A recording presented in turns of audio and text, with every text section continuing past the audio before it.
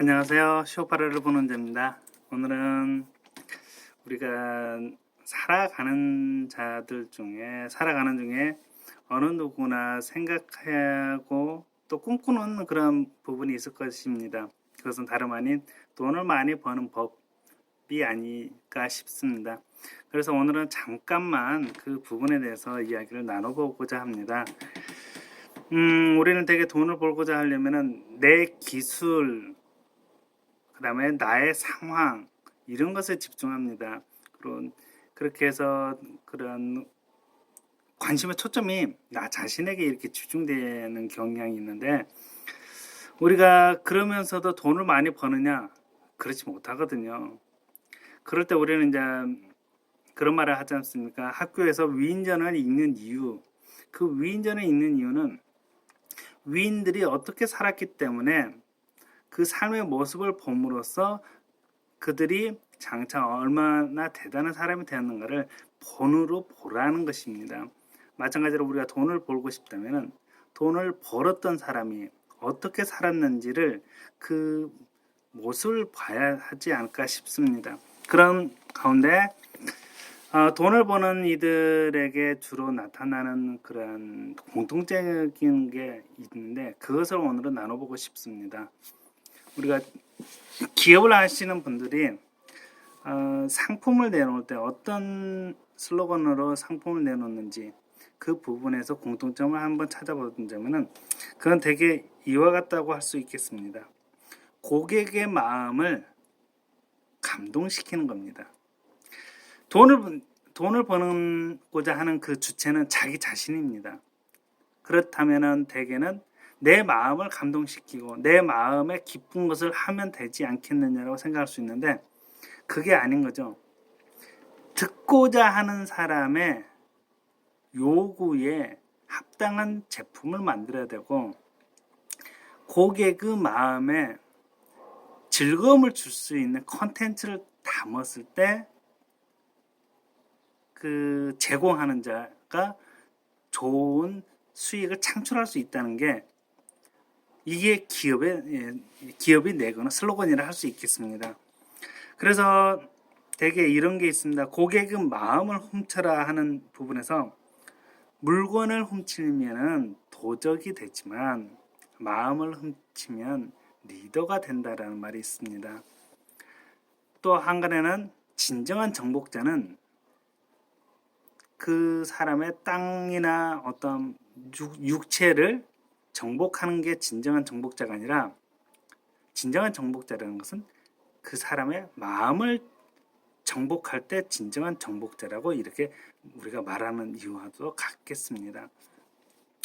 그래서 기업들은 물건을 내놓을 때 고객의 마음에 감동을 줄 수 있는 그 제품입니다. 또는 고객을 먼저 생각했습니다. 이런 슬로건으로 우리들에게 다가오지 않겠습니까? 이게 돈을 버는 자가 가져야 될 기본적인 마음가짐이지 않은가 저는 싶습니다.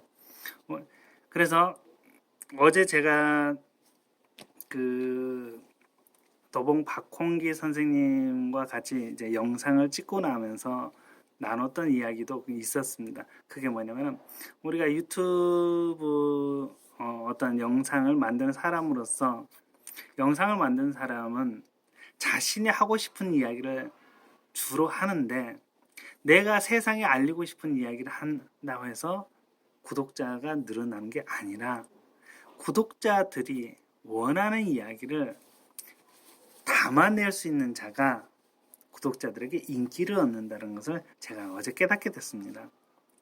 근데 이러한 깨달음은 솔직히 그 전에도 이미 제 주변에 많이 있었었죠. 우리가 어떤 TV 드라마를 보더라도 TV 드라마는 무수히 많이 제작이 됩니다. 그러나 그 많은 제작들 가운데서 다 흥행하느냐, 제작만 하면 흥행하느냐, 그게 아니라는 거죠.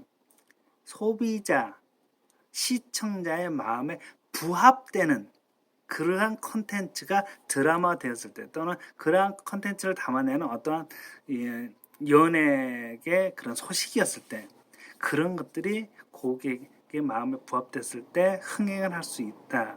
라는 것을 우리들은 보아왔었습니다.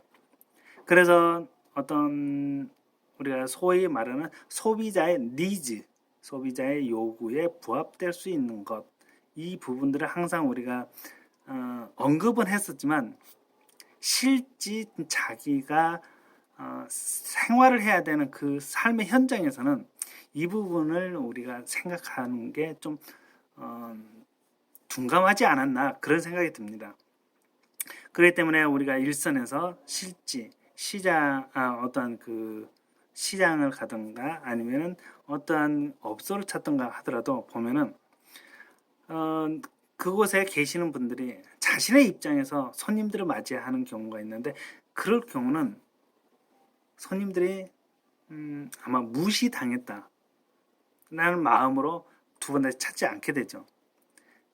그래서 이런 것들을 좀 더 해결해 보고자 하는 게 손님은 고객입니다 라는 표현으로 이제 바꿔서 손님을 너무나 깍듯하게 대하다 보니까 이게 손님들의 갑질 행태가 나타났는데, 갑질 행태까지는 가서는 안 되겠지만 우리가 영업을 하는 가운데 손님들이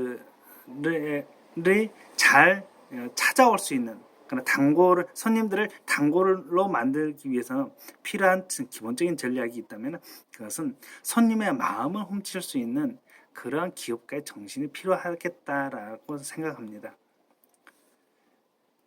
내가 장사를 하면 아이템만 좋으면 성공할 수 있겠다라고 생각하는 게 우리들의 주된 생각이었는데, 아이템도 아니요, 어떤 장사하는 위치도 아니고 오로지 고객의, 손님의 마음을 휘어잡을 수 있는 그러한 기업가의 정신만이 기업을 또는 내가 돈을 벌고자 하는 그러한 목적에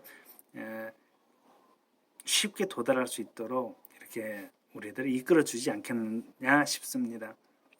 그래서 오늘 하루도 우리가 무엇을 내가 일을 더 잘해서 아니면은 어떤 기술력을 더 뛰어나게 해서 이 부분도 있겠지만 그보다 더 먼저는 내 주변의 사람을 배려할 수 있는 그런 우리의 생활가짐이 좀 필요하지 않겠나 싶습니다. 내가 평안할 때 나만을 생각하고 내 주변을 생각하지 않는다면 나에게 고난이 찾아왔을 경우 나를 도와줄 수 있는 일은 아무도 없거든요. 내가 진정으로 이 세상을 살아가는 중에 고난 없이 늘 풍족하게 살 수 있겠느냐, 이렇게 생각해 볼 때 이렇게 살아갈 수 있는 일은 아무도 없습니다. 어느 누구도 자기의 앞날이 어떻게 될지 모르거든요. 저 같은 경우도 제가 하던 일이 잘 됐었습니다. 그래서 좋은 직장으로 이제 곧 타게 될 수 있는 그런 시기였는데 웬걸 저에게 어느 누구도 고칠 수 없는 중증 근무력증이 찾아온 것이죠. 중증 근무력증이 찾아오기 때문에 경제적인 활동을 할 수 없고 그로 인해서 경제적 어려운 상황을 거칠 수밖에 없고, 그렇다고 해서 제가 일을 할 수 있는 육체적인 건강 상태도 아닌 이런 상황을 제가 원했던 것도 아닌데 제 삶에 불현듯 찾아온 것입니다. 우리의 삶은 그렇습니다. 내일 일을 모릅니다. 한 치 앞도 모르는 것이 인생입니다. 그렇기 때문에 항상 나에게는 좋은 일만 있을 것이라고 이렇게 마음을 갖기보다는 언젠가는 나도 누군가로부터 도움을 받아야 될 때가 올 것이다라고 생각하시는 게 좋을 것 같습니다.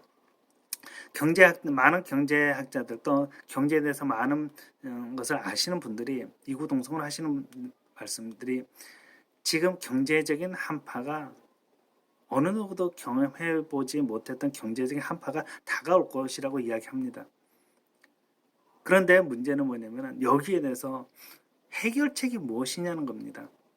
돈의 흐름을 미리 알고서 그곳에 서 있는 것이 해결책인 것처럼 제시하는 이들도 있는데, 돈은요, 돈과 자원은 한정되어 있습니다. 그래서 나에게 오면 상대방에게는 상대방의 것이 나에게 오는 이런 식으로 돈은 흐른다는 거죠. 그래서 돈은 그러한 흐름이 있기 때문에 우리가 물결을 커런트라고 말하잖아요. 화폐도 역시 커런시라고 말을 합니다. 그래서 물은 흐릅니다.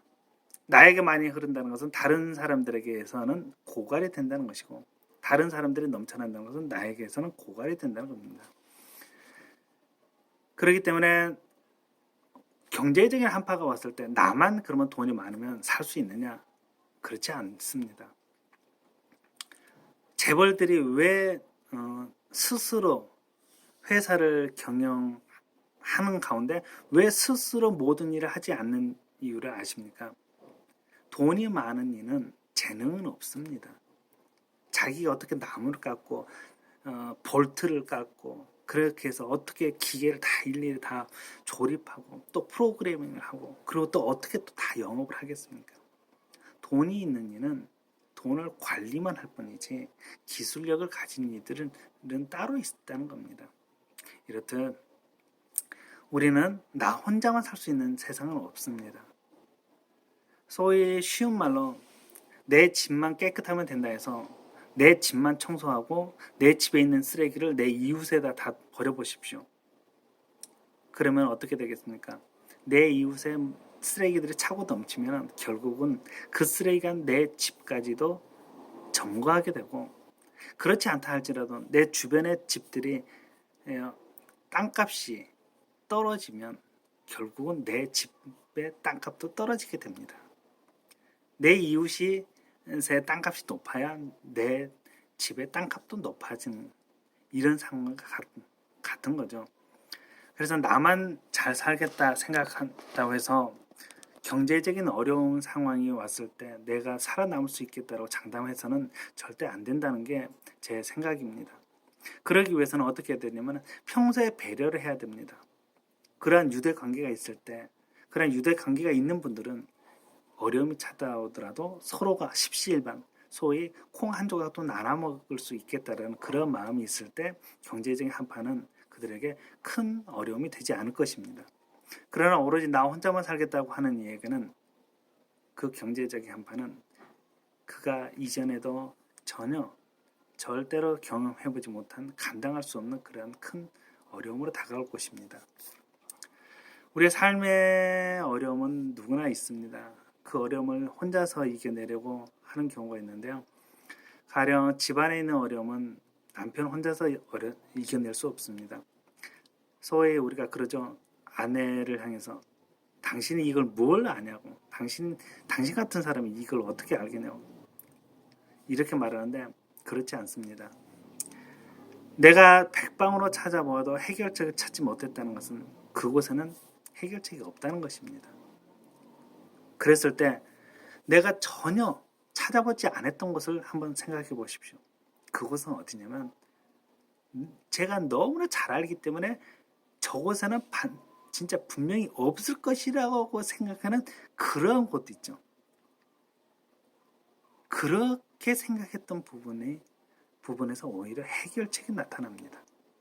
내가 등한시했던 사람들, 등한시했던 어떤 생각들, 등한시했던 어떤 분야들에서 내가 너무나 잘 알기 때문에 거기에는 어떤 가치도 없다라고 생각했던 그런 것들에서 의외의 해결책이 나타납니다. 그런 부분들이 어떤 거냐면은 대개 우리는 자기 자신은 굉장히 비하를 쉽게 합니다. 나 같은 것이 나는 저런 거 할 수 없어. 그런데 우리는 그러한 부분에서 분명한 해결책을 찾을 수 있을 것입니다. 그래서 앞으로 찾아오는 어려움이 있을 때 나 자신을 소중하게 여길 수 있어야 되고, 그러기 위해서는 다른 사람도 같이 함께 더불어 살 수 있어야 됩니다. 그래야 내가 생존할 수 있습니다.